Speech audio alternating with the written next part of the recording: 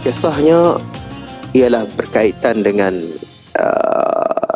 seorang sahabat Nabi SAW yang dikatakan khamisu man dakhala fil Islam, orang yang kelima yang masuk Islam dengan Nabi SAW di Makkah Al-Mukarramah.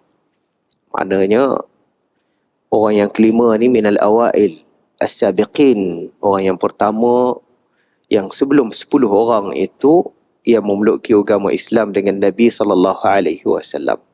Innal hamdalillah nahmaduhu wa nasta'inuhu wa nastaghfiruhu wa nastahdihi wa natubu ilaih wa na'udzu billahi min shururi anfusina wa min sayyiati a'malina. Man yahdihillahu fala mudilla lahu wa man yudlilhu fala hadiya lahu. أشهد أن لا إله إلا الله وحده لا شريك له وأشهد أن سيدنا مولانا محمد عبده ورسوله. اللهم صل وسلم وبارك عليه وعلى آله وصحبه ومن اهتدى بهديه إلى يوم الدين. أما بعد. السلام عليكم ورحمة الله وبركاته. Sambungan lagi pengajian kita berkenaan dengan para sahabat Nabi SAW dalam sudut sejarah siasi. Tajuk pagi ini ialah kata-kata fitnah bukannya lagi boleh dianggapkan itu adalah satu kebebasan untuk bersuara. Kisahnya ialah berkaitan dengan seorang sahabat Nabi SAW yang dikatakan khamisu man dakhala fil Islam, orang yang kelima yang masuk Islam dengan Nabi SAW di Makkah Al-Mukarramah. Maknanya orang yang kelima ni minal awail as-sabiqin, orang yang pertama yang sebelum 10 orang itu yang memeluk agama Islam dengan Nabi SAW. Seorang sahabat ini terkenal dengan namanya Abu Zar Al-Ghifari radhiyallahu ta'ala anhu. Ghifar satu kabilah daripada Bani Ghifar. Dan baik, kata Ibn Abbas, ala ukhbirukum bi islami Abi Zarrin, dan takkah kamu nak dengar aku nak cerita dengan Islam Abi Zar. Dan tapi kita bukan nak ceritakan cerita orang panggil sejarah Islam dia. Yang kita naknya dalam tajuk yang kita sebutkan tadi, kata-kata yang boleh menimbulkan fitnah bukan berartinya ia adalah kebebasan untuk bersuara. Kaedah ini adalah dipegang oleh setengah-setengah sahabat yang mentadbirkan negara pada ketika itu. And baik, jadi kata Ibn Abbas, Abu Zar radhiyallahu ta'ala anhu ni, dia kata, balagana anna rajulan qad kharaja bi Makkah yaz'umu annahu nabiyyun. Dia kata sampai kepada aku, ada di Makkah ini seorang lelaki yang mendakwa dirinya jadi nabi. Lalu itulah dia kata, aku utuskan saudara dia untuk pergi berjumpa dengan Nabi Muhammad SAW di Mekah. Dan kamu tengoklah apa yang ada pada Muhammad ni. Balik ceritakan kepada aku. Jadi saudara dia pun pergilah. Apabila pergi berjumpa dengan Nabi, dengar apa yang Nabi bercakap, kemudian dia balik cerita kepada Abu Zar. Dia kata, wallahi laqad ra'aitu rajulan ya'muru bil khairi wa yanha 'anil syarri. Dia kata, wallahi demi Tuhan, aku berjumpa dengan orang lelaki yang cukup baik. Dia ajak buat perkara baik dan melarangkan orang buat perkara yang tak baik. Tibanya kata Abu Zar, innahu lam tushfini minal khabari. Cerita-cerita engkau ni menyebabkan aku ni tak puas hati. Lalu itulah Abu Zar pergi sendiri berjumpa dengan Nabi SAW. Dia kata, aku pergi nak berjumpa dengan Nabi, tunggu kat masjid, tapi Nabi tak keluar. Dan sebab Islam baru 5 orang je yang memelukkan agama Islam sekali dengan dia. Maknanya dalam keadaan rahsianya lagi agama yang baru ini, tapi sudah tersebar. And tibanya lalu Sayyidina Ali radhiyallahu taala anhu masuk. Sayyidina Ali pun tanya Abu Zar, sama-sama tak kenal. Dia kata, ma amruka wa ma aqdamaka hazihil baldata. Apa kerja kamu ni? Sebab orang ahli Makkah ni dia tahulah, kalau orang luar masuk dia tahu. And kenapa masuk negeri ini? Jawab Abu Zar. Dia kata, in katamta alayya akhbartuk. Kalau engkau rahsiakan cerita aku, yang aku nak ceritakan kepada engkau sebab aku datang kat sini, boleh aku cerita. Sayyidina Ali pun janji, kata ya tak apa, dia akan rahsiakan. Lalu itulah Abu Zar mengatakan, sampai kepada aku ada seorang lelaki ni mendakwa dia ni Nabi. Aku pun sudah utuskan saudara aku datang berjumpa dengan dia. Dia pun datang dan balik cerita ke aku, tapi cerita itu tak memuaskan hati. Rasa nak datangnya berjumpa sendiri. Lalu itulah kata Sayyidina Ali radhiyallahu taala anhu, fattabi'ni, ikut aku, adkhulu haisu adkhul. Kalau aku masuk, kau masuk.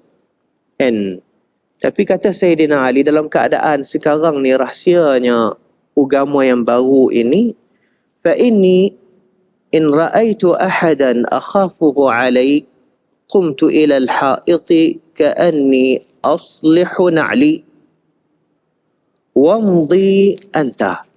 Ini dalam perjanjian. Ali kata, kalaulah dalam perjanjian kita ni nak pergi berjumpa Muhammad ni, Ali kata, kalau aku meragukan berjumpa orang di depan, terasa macam nak memberikan sesuatu yang tak baik, sangka yang tak baik, aku akan ke dinding dan aku buat perbetulkan kasut. Kau buat berjalan lah. Jangan biar orang tu nampak kita ni berdua sangat. Baik. Tiba-tibanya mereka berdua masuk berjumpa Nabi. Akhirnya, Nabi a'rada alayya al-Islam. Nabi pun ajak dia masuk Islam. Fa-aslam tu. Kata saya panggil Abu Zar, aku pun masuklah Islam. Dan fa-aslam tu, maka aku pun masuk Islam. Dan jadi Abu Zar ni, dia faham daripada mula lagi lah. Dan bila dia kata aku masuk Islam, maksudnya aku dah serahkan diri aku dalam agama. Aku sudah serahkan diri aku dalam agama. Apa yang agama nak kata, yang ni boleh, yang ni tak boleh, yang ni kena buat, yang ni jangan buat, aku serah. Tak perlunya lagi aku nak mempersoalkan dan nak mempertikaikan kenapa yang ni tak boleh, kenapa yang ni boleh, ataupun aku nak buat yang ni separuh, nak tinggal yang ni separuh. Tidak bermaksud begitu. Sebab maksud Islam aku, Islam tu aku sudah menyerahkan diri aku kepada Allah Subhanahu wa taala. Jadi bermaknanya Abu Zar dia faham secara mudahnya, kalau nak jadi Islam, masuk, ikut. Tak perlu soal banyak. Yang ni boleh buat, yang ni tak boleh buat. Yang ni boleh makan, yang ni tak boleh makan. Yang ni boleh minum, yang ni tak boleh minum. Nak mempersoalkan kenapa yang ni boleh makan, kenapa yang ni tak boleh makan, kenapa yang ni boleh minum, kenapa yang ni tak boleh minum, tidak. Kerana apa? Sudah menyerahkan diri kepada agama. Maka ikut apa yang sudah ditetapkan dalam agama. Tapi kalaulah tak nak menyerahkan diri dalam agama, ketepikan diri dengan agama. Itu yang difahamkan oleh Abu Zar radhiyallahu taala anhu. Lalu tu, apabila dia masuk Islam, Nabi kata, ya Abu Zar. Ni Nabi ni kata kepada Abu Zar, uktum هذا الأمر وارجع إلى بلدك فإذا بلغك ظهورنا فأقبل. Nabi kata, wahai Abu Zar, engkau rahsiakan hal ni, hal engkau masuk agama ni. Dan engkau balik ke kampung engkau, sekiranya engkau dah dengar kata kami dah berkembang besar, tak apa, datang balik. Tapi sekarang rahsiakan. Tapi Abu Zar dia kata tidak. La usarrikhanna biha baina azhurihim. Wallazi ba'asaka bilhaq ya Rasulullah. Demi Tuhan yang membangkitkan engkau dengan benar, aku akan pergi dan menjerit-jerit depan orang kafir dia. Nabi suruh rahsia. Tapi dia kata tidak. Kami akan pergi menjerit-jerit depan orang kafir dengan agama yang baru. Dia pun keluar. Dan keluar masuk di Kaabah. Inni asyhadu an la ilaha illallah wa asyhadu anna Muhammadan abduhu wa rasuluh. Dan aku sudah menyaksikan tiada ada Tuhan melainkan Allah dan Muhammad itu adalah abduhu wa rasuluh. Orang ramai pun musyriki Makkah dengar perkataan tu, sudah mengetahui cerita sedikit sebanyak, kata agama baru ni sudah timbul. Dia kata haza sabi'. Orang ni sabi'. Sabi' ni maknanya sudah tinggal agama, masuk agama lain. Sabi'. Wasabi'atu dalam surah Baqarah kita dah baca tu. And, maknanya orang kafir ni menganggapkan orang ni sudah masuk agama baru. Tinggal agama lama. Lalu itulah mereka pergi pukul. Sebab tu Nabi dah larang lah. And orang pergi tumbuk dia, pukul dia, pijak dia. Al-Abbas, saudara Nabi SAW melihat hal perkara itu berlaku kepada Abu Zar, pergi. And wailakum taqtuluna rajulan min Ghifar wa matjarukum wa mamarrukum ala Ghifar. And kata Al-Abbas, kamu ni duk pukul orang daripada Ghifar ni. Sebab Al-Abbas tahu kata Abu Zar daripada kabilah tu Bani Ghifar. Duk pukul dia, duk pijak dia. Kamu tahu tak? Perniagaan kita ni di Makkah ni, laluannya kena pergi kat Bani Ghifar. Barang perniagaan kita, kan? Kita nak keluar daripada Makkah, nak pergi berniaga dan sebagainya, laluan tu. Nanti akan menjadi masalah dengan kabilah tu Bani Ghifar. Lalu tu pun orang musyrik Makkah lepas dia. And hadis ni, hadis yang diriwayatkan oleh Imam Al-Bukhari, nombornya 3522, Imam Muslim 2474. Baik. Ringkasnya, Abu Zar ini dia ingat hadis daripada Nabi SAW mengikut Imam Az-Zahabi 281 hadisan. 281 hadis. 281 hadis. And yang diingatkan oleh Al-Imam Abu Zar. Baik.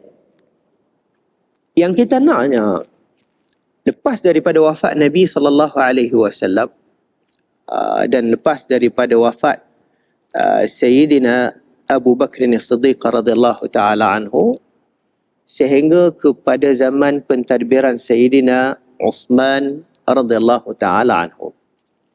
Jadi kita ringkas ambil kepada zaman pemerintahan Sayyidina Uthman. Jadi zaman pemerintahan Sayyidina Uthman ini, Muawiyah yang menjadi gubernur ataupun pentadbiran Asyam, dia guna perkataan al-malu innal mala malullah. Kan? Innal mala malullah. Harta ni, harta maksud harta Muawiyah ni harta milik kerajaan. Kan? Milik kerajaan ini adalah harta Tuhan. Kan? Harta milik kerajaan, tapi dia kata harta itu adalah harta Tuhan.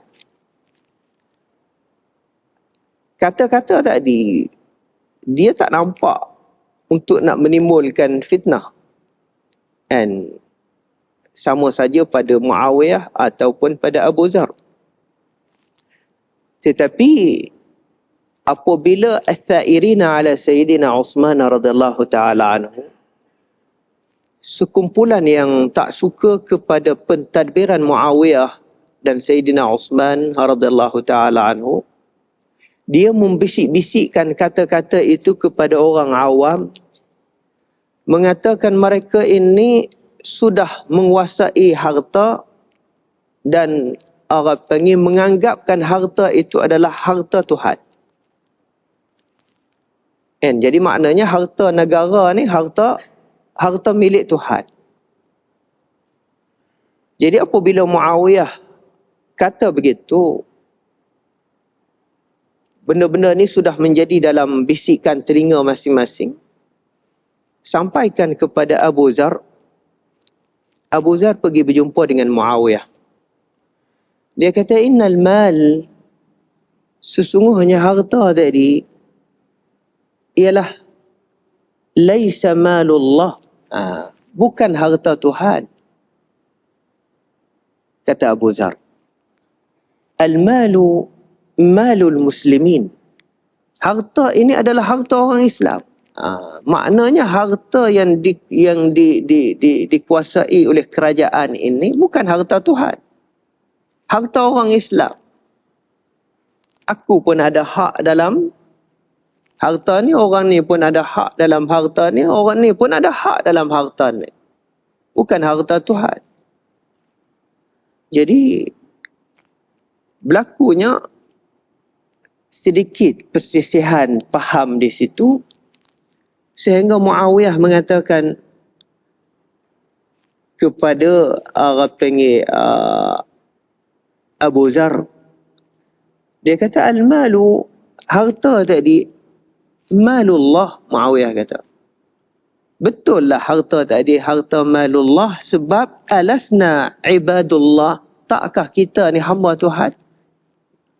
Wal malu malu, harta tadi semua harta dia. Wal khalqu khalquh, kata Muawiyah, kejadian kita ni pun dia juga. Wal amru amruh, urusan semua ni Allah punya. Tapi Abu Zar masih keras dengan kata dia, al-malu malul muslimin. Harta adalah harta orang Islam. Wahai Muawiyah, kamu kena kata harta orang Islam. Jadi Muawiyah pun tak nak orang panggil berlawan sangat dengan Abu Zar, sebab dia ni kibarus sahabah, orang yang kelima yang tadi yang masuk Islam. Muawiyah pun kata, innal mala laysa malullah, lan aqula innal mala laysa malullah. Muawiyah, aku tak akan kata harta itu bukan harta Tuhan. Tengok. Aku tak akan kata harta itu bukan harta Tuhan, tetapi tak apa. Walakinni aqulu al-malu malul muslimin. Harta itu adalah harta orang Islam. Baik. Jadi di sini Muawiyah apabila dia kata al-malu malullah, maksud dia yang dia duk tadbir hari ni, yang duduk di bawah kuasa dia, bukan harta dia. Itu maksud dia. Bukan harta dia. Harta itu harta Tuhan. Dia hanya untuk menguruskan harta Tuhan. Tapi balik panggil Abu Zar, kalaulah tak kata harta itu harta orang Islam, maknanya kamu tak akan agihkan harta itu kepada orang Islam. Kamu tetap menganggapkan harta itu harta Tuhan. Dan kamu tak akan mengagihkannya kepada orang Islam. Nampak kan? Jadi di sini Abu Zar tak puas hati dengan apa yang dimiliki oleh kerajaan Syam pada ketika itu, cukup banyak. Dan bukannya Muawiyah tak agih harta tadi kepada penduduk Syam, tetapi sebagai seorang pentadbir, bukanlah hari ininya juga agihkan harta Baitul Mal tu habis hari ni yang ada, tidak. Dia pasti kena simpan untuk apa yang akan berlaku masa depan. Kemungkinannya kemarau, kemungkinannya berlaku balapetaka dan sebagainya. Jadi mana nak menguruskan benda tu kalau simpanan itu tidak ada diagihkan secara keseluruhannya. Lalu itulah Abu Zar radhiyallahu ta'ala anhu. Dia keluar ke kawasan-kawasan Syam ini, kawasan-kawasan penduduk Syam, kat kedai-kedai, kat pasar-pasar. Dia baca ayat. وَالَّذِينَ يَكْنِزُونَ الذَّهَبَ وَالْفِضَّةَ وَلَا يُنْفِقُونَهَا فِي سَبِيلِ اللَّهِ فَبَشِّرْهُمْ بِعَذَابٍ أَلِيمٍ. Surah At-Taubah ayat 34. Dia baca ayat. وَالَّذِينَ يَكْنِزُونَ الذَّهَبَ وَالْفِضَّةَ وَلَا يُنْفِقُونَهَا فِي سَبِيلِ اللَّهِ فَبَشِّرْهُمْ بِعَذَابٍ أَلِيمٍ. Orang yang menyimpan, yakniz, al-kanz. Al-kanz ni maknanya simpan. Simpan emas, perak secara banyak. Wala yunfiqunaha fi sabilillah. Kemudian mereka tak infak benda yang mereka simpan, harta tadi, fi sabilillah. Fabashirhum bi'azabin alim. Bagi berita buruk kepada mereka, mereka akan bertemu dengan azab yang cukup pedih di akhirat nanti. Lepas tu dia tafsir. Man imtalaka aksara min quti yawmin wahidin faqad kanazal mala wa dakhala tahta hukmi hadhihi al-ayah. Jadi Abu Zar pun tafsirkan ayat ni, dia kata sesiapa yang memiliki harta lebih daripada sehari. Sesiapa yang memiliki makanan lebih daripada sehari, dia sudah menyimpan harta. Dan dia termasuk di bawah ayat ini. Maknanya, sesiapa yang makan hari ni habis. Esok untuk esok cari lain. Kalau simpannya hari ni lagi makanan untuk esok ataupun sampai kat minggu depan, dia sudah termasuk dalam ayat mengatakan menyimpankan harta. Kan? Jadi, kata-kata tadi, sehingga Muawiyah pun panggil lah. Sebab orang yang berpengaruh ni, kalau dia kata sesuatu, dia akan menimbulkan satu benda yang benda yang tak dijangka oleh pihak-pihak pemerintah pada ketika itu. Terutamanya musuh-musuh al-thairin yang masih lagi tak memuaskan hati dengan setengah khalifah dan awliya wali-wali yang mentadbirkan negara pada ketika itu, masihnya ramainya lagi. Sudah menjadikan puak yang besar. Tibanya apabila kata begitu, jadi satu isu yang menyebabkan orang panggil boleh menimbulkan fitnah. Kan?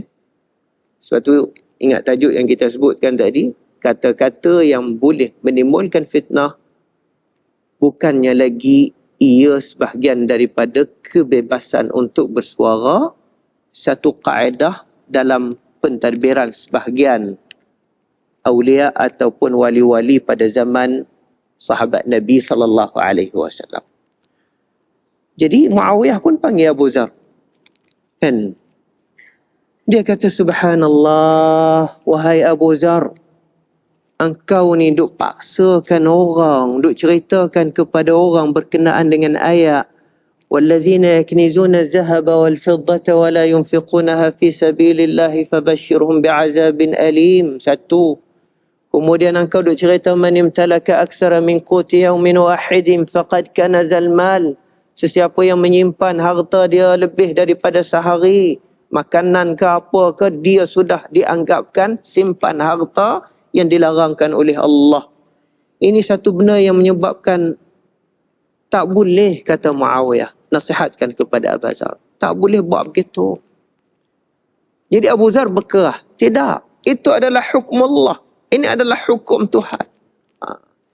Kalau kita tengok dalam sejarah Islam dia pun, jangan lupa, Nabi pun ada duk pesan kepada Abu Zar, wahai Abu Zar, aktim amrak, uktum amrak, rahsiakan kerja engkau ni yang kau masuk Islam ni. Tapi dia tidak, dia keluar. And dia keluar, dia bagi tahu kepada orang ramai, dia berjerit, aku dah masuk Islam. Kan? Akhirnya kena pukul. Akhirnya Muawiyah kata, ya Aba Zar, subhanallah, inna nasa la tatiqu bizalik. Wa hazal amru laysa biwajibin. Wahai Abu Zar, orang ramai, maha suci Allah, orang ramai tak mampu nak duduk dengan kedudukan yang sebegini. Kan? Sehingga tak boleh simpan sampai satu hari makanan kat rumah pun tak boleh simpan. Manusia tak mampu nak buat begitu. Inna hazal amra laysa biwajibin. Semua perkara ni juga bukan satu perkara wajib. Bukan satu perkara yang wajib. Bahkan ia adalah mandub, sunat. Lagi pula kata Muawiyah, ayat yang engkau baca tadi ni, sama-sama sahabat Nabi. Mereka ini talaqqal ilma biyad Rasul sallallahu alaihi wasallam. Terima ilmu di depan Nabi ni. Tapi syakhsiyatul bashari, pendirian manusia ni dia kadang-kalanya dia tak sama. Dia tak sama. Kata Muawiyah, wallazina yaknizuna az-zahaba wal-fiddata wa la yunfiqunaha fi sabilillahi fabashshirhum bi'azabin alim. Yang Abu Zar baca ni, ayat ini turun kepada ahli kitab. Turunnya kepada ahli kitab, bukan kepada kita. Yang dimaksudkan ayat itu, Abu Zar kata, ya, turunkan kepada ahli kitab dan turunnya juga kepada kita. Dan hukumnya, kita tak boleh menyimpankan harta. Maknanya, seolah-olahnya Abu Zar tekan dengan ayat ini, Muawiyah sudah faham. Secara tidak langsungnya, harta dalam Baitul Mal ni kena agih habis. Jangan tunggu masa banjir, jangan tunggu masa kesusahan, jangan tunggu masa tu, jangan tunggu masa ni. Yang ada hari ni habiskan. Muawiyah faham, kata Abu Zar akan membawa perkara ni ke jalanan.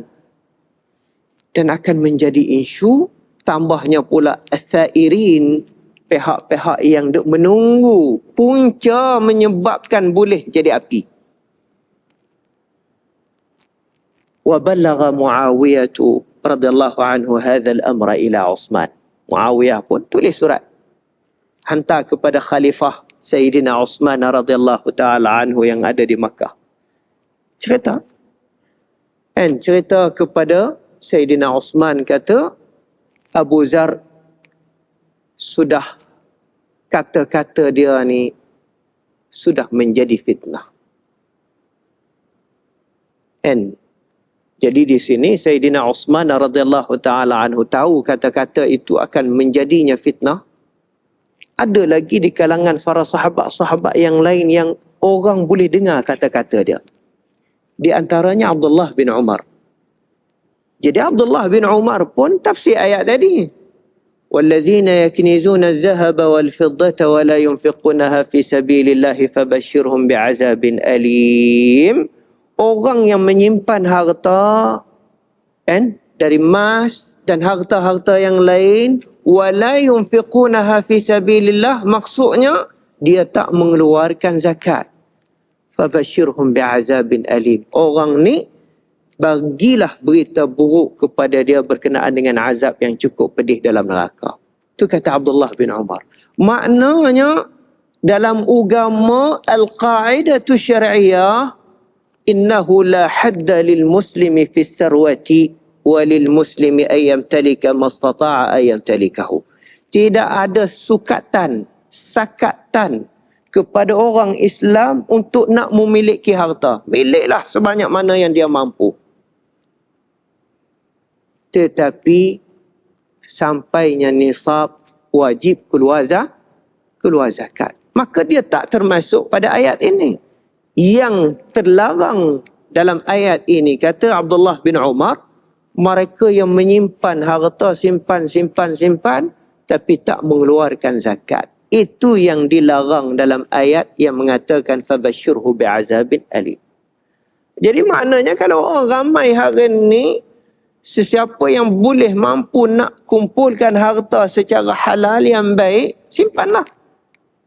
Kalau zaman tu nak simpan banyak mana pun simpanlah. Tapi sampainya waktu zakat, cukupnya nisab, keluar. Kata Abdullah bin Umar, tak termasuk dalam ayat ni. Jadi maknanya, adanya lagi para sahabat nak mempertahankan kata-kata yang sebegini. Jadi maknanya khalifah dan pihak yang berkuasa itu redalah sedikit sebab harta Baitul Mal tu banyak. Tetapi tak cukupnya dengan itu sudah menjadikan orang panggil perkara tadi itu sudah dah merebak. Apabila sudah merebak inilah yang menyebabkan orang panggil menyebabkan Amirul Mukminin radhiyallahu taala anhu panggilnya Abu Zar balik kepada Al-Madinatul Munawwarah. Bila dia balik kepada Al-Madinatul Munawwarah ni, jadi di sini ni orang panggil fakasura alayya an-nasu hatta ka'annahum lam yarawni qabla zalik. Kata Abu Zar, bila dia ni dipulangkan balik kepada Madinah, sebab di asal dulu dia duduk di Syam, di bawah pemerintahan Muawiyah. Jadi khalifah panggil, sebab Muawiyah tu minta kepada khalifah tu panggil Abu Zar tu balik kepada Al-Madinah. Sebab duduk di Syam ni sudah menjadikan isu hal-hal harta yang sebegini. Jadi boleh menimbulkan kata-kata dia ini menimbulkan fitnah kepada orang ramai. Jadi Muawiyah ni tak selesa lah. Sebab ada orang di bawah ni akan mengungkit banyak hal apa yang dijaga oleh Muawiyah berkenaan dengan malullah. Dah asal dulu tu pun dah Muawiyah kata malullah. Abu Zar dah kata jangan kata malullah. Katalah malul muslimin. Ini harta orang ramai. Jadi di sini berlakunya begitu. Muawiyah minta kepada Khalifah Sayyidina Uthman, minta Abu Zar tu balik kepada Al-Madinah. Abu Zar pun balik. Bila dia balik kepada Al-Madinatul Munawwarah, fakasura alayya an-nasu hatta ka'annahum lam yarawni qabla zalik. Orang pun ramailah pergi ziarah dia. Sebab orang yang terdahulu memeluk agama Islam ini, jadi apa sahaja orang akan sanjung dia. Ini orang panggil sebahagian daripada yang menjadikan orang panggil hati-hati dalam pentadbiran Sayyidina Uthman dan Muawiyah ini. Kerana Abu Zar ini orang yang cukup. Orang suka kat dia. Dan bimbang kata-kata dia ini, sebab tu kita kata, dia akan boleh menimbulkan fitnah. Fitnah itu digunakan pula oleh Al-Thairin. Al-Thairin ni orang yang duk tunggu, duk tunggu tangga. Kalau kita kata duk tunggu bila pintu nak terbuka. Dia terbuka, masuk. Jadi orang ramai pun masuk. Masuk berjumpa Abu Zar. Abu Zar kata, faka'annahum lam yarawni qabla zalik. Seolah-olah orang ni tak pernah kenal aku, tak pernah berjumpa dengan aku. Orang ni masuk peluk, orang ni masuk cium, orang ni masuk. Tibanya Sayyidina Uthman pula tengok Abu Zar, orang ramai pun duk tumpu kat situ. Hadis ini hadis yang diriwayatkan oleh Imam Al-Bukhari, nombor hadisnya 1406. Jadi dalam hal tu, Sayyidina Uthman pun sebut kepada Abu Zar.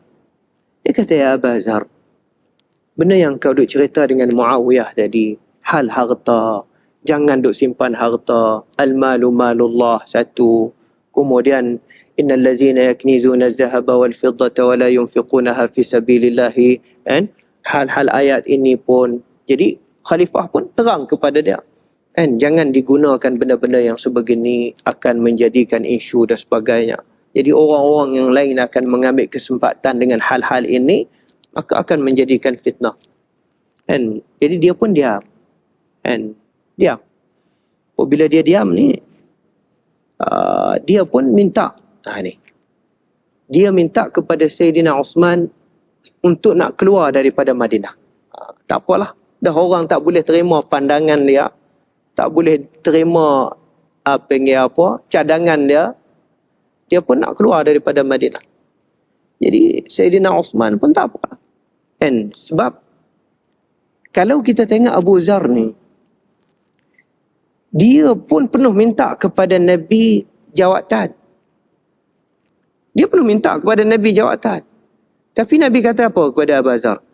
Innaka dhaif. Engkau ni lemah. Engkau ni lemah. Dalam sudut dia ni lemah, dengan maknanya dia tidak ada cara untuk nak mentadbir. Kalau harta tadi, dia nak bagi hari ni harta yang ada di tangan Baitul Mal. Hari ni dia habis. Lingkup kerajaan. Itu maksud dhaif Nabi tu. Maksud innaka dhaif, engkau ni lemah. Kalau tengok dalam sejarah Abu Zar, kalau itu adalah pendirian dia, kalaulah harta ada dalam Baitul Mal sebanyak mana yang ada, hari ininya juga kita habiskan harta tadi, esok tunggu yang esok punya, lusa tunggu yang lusa punya, lingkup pentadbiran tu. Sebab tu Nabi kata innaka dhaif, kau ni lemah. And dia kena adanya juga simpan untuk kecemasan dan sebagainya, keperluan, dan apa yang tak perlu jangan bagi, yang perlu bagi. Tu jadi biar ada sikap yang sebegitu. Tapi Abu Zar radhiyallahu ta'ala anhu, itu adalah sifat dia. Tak apa, dia minta kepada Sayyidina Osman untuk nak keluar. Sayyidina Osman pun izinkan dia tu keluar kepada satu tempat namanya Ar-Rabazah.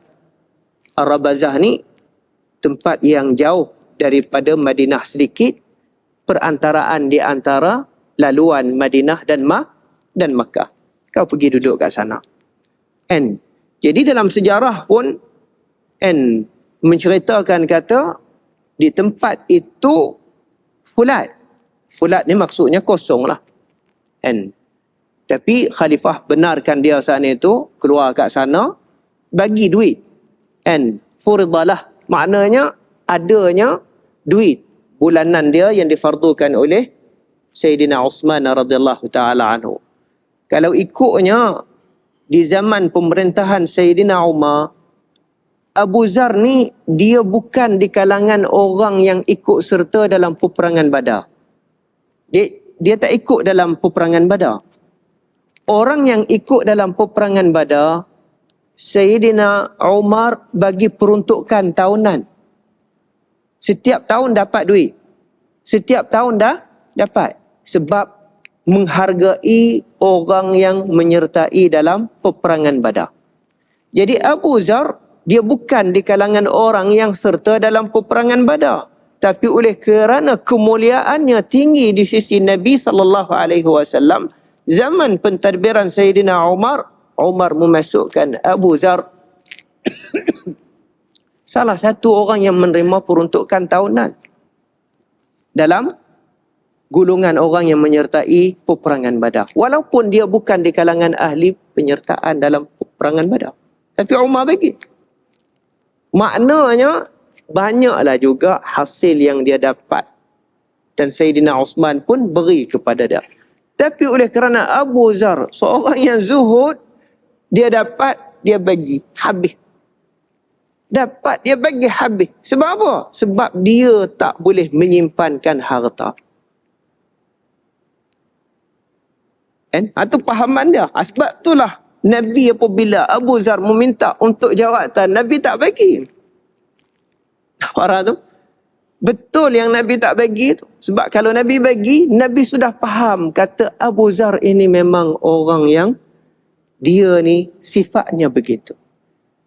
Lalu itulah dia pun minta nak keluar. Osman pun bagi dia keluar, pergi duduk jauh sikit dengan orang. Dia nak keluar pun dia ingat. Sebab isteri dia cerita satu hadis daripada Nabi SAW yang Abu Zar sendiri itu dengar daripada Nabi. Hadis ini yang diriwayatkan oleh Abdullah bin As-Samit daripada isteri Abu Zar radhiyallahu ta'ala anhu. Isteri Abu Zar kata apa? Qala Rasulullah sallallahu alaihi wasallam, "Idza balagha al-bunyanu sal'an fakhruj minha." Wahai Abu Zar, kalaulah kota Madinah ni sudah maju, bangunan dia sudah sampai kepada satu tempat namanya Sal'an. Maknanya, apabila dah Madinah ni jadi makin maju, bangunan dia makin banyak, bangunan tadi itu dah sampai kepada satu tempat nama Sal'an. Di sini, wahai Abu Zar, fakhruj minha, engkau keluarlah. Itu pun hadis yang diriwayatkan oleh Abdullah bin As-Samit dan isteri dia sendiri. Maknanya Abu Zar sudah tahu apabila zaman pentadbiran Sayyidina Uthman radhiyallahu taala anhu menjadi khalifah, rumah-rumah, bangunan-bangunan sudah sampai kepada satu tempat yang bernama Sal'an. Jadi maknanya sudah sampai masanya untuk dia pun keluar daripada tempat ni. Dia pun keluar. Dan dalam hal dia keluar, lama kelamaannya, apabila sampai hari wafat dia, dan hadis yang diriwayatkan oleh Ibn Sa'ad daripada Malik Ibn al-Ashtar daripada isteri Abu Zar, dan semasa dia duduk di Ar-Rabazah ni, dan jadi di sini pengen nazak dia nak mati ni, isteri dia tu menangis. Apabila isteri dia tu menangis, dia pun tanya, "Ma yubki?" Apa yang menyebabkan kamu ni menangis? Dia kata, "Abki, aku menangis ni." Isteri dia kata, "Annahu la budda li min takfinika wa laysa indi saubun yas'u laka kafnan." Kalau engkau mati, isteri dia kata, terpaksa kami kena kapan. Tapi hari ni kain kapan pun tak ada. Kata isteri dia, kain kapan pun tak ada. Dia kata, tak apa. La tabki, jangan menangis. Fa inni sami'tu Rasulullah sallallahu alaihi wasallam zata yaumin. Dia kata, engkau jangan menangis. Jangan risau hal kain kapan. Tengok ni. Ni orang ni dia yakin sungguh daripada sudut ni. Tapi kalau daripada sudut ni seolah-olahnya biar engkau je lah. Jangan paksa orang lain jadi macam engkau. Orang lain tak mampu. Tu Muawiyah kata tu. Tu Uthman kata kepada dia, engkau yakin sungguh sampai kepada makam ni, biar engkau je lah. Tapi jangan paksa orang lain tu macam engkau. Sebab orang lain tu tak mampu. Dan lagi pula perkara yang sebegini laisa biwajibin. Engkau tak apa lah. Bukan kata dia tak ada duit, ada. Tapi dia bagi habis. Sehingga sakit dia nak mati, isteri dia menangis, dia kata, apa menyebabkan kamu menangis? Aku takut engkau mati kain kapan pun tak ada. Kata isteri dia. Dia kata tak apa. Aku dengar Nabi SAW kata. Nabi kata apa? La yamutanna rajulun minkum bifulatin minal ard tashhaduhu isabatun minal mu'minin. Dia kata akan matinya seorang di kalangan kamu. Kata Abu Zar, semasa Nabi cerita hadis ini, aku beberapa orang ada sekumpulan. Nabi cerita akan matinya salah seorang di kalangan kamu di tanah pasir. Tak ada apanya. Tapi ada sekumpulan jamaah mari membantu jenazah ni. Tiba-tibanya kata Abu Zar, aku tengok man kana ma'i fi zalikal majlis, sahabat yang ada dalam majlis Nabi pada Nabi duk cerita hadis tadi itu, mat. Ramainya dah mati, tapi mati mereka ni fi jama'atin, di bandar, di depan orang ramai. Kan? Tak ada yang mati di tanah pasir. Yang masih hidupnya lagi aku. Lalu itulah aku tak takut. Kalau aku mati di tanah pasir pun, tak ada kain kapan pun, ada sekumpulan yang lain akan datang membantu dia. Tengok tu, dia sampai kepada tahap tu.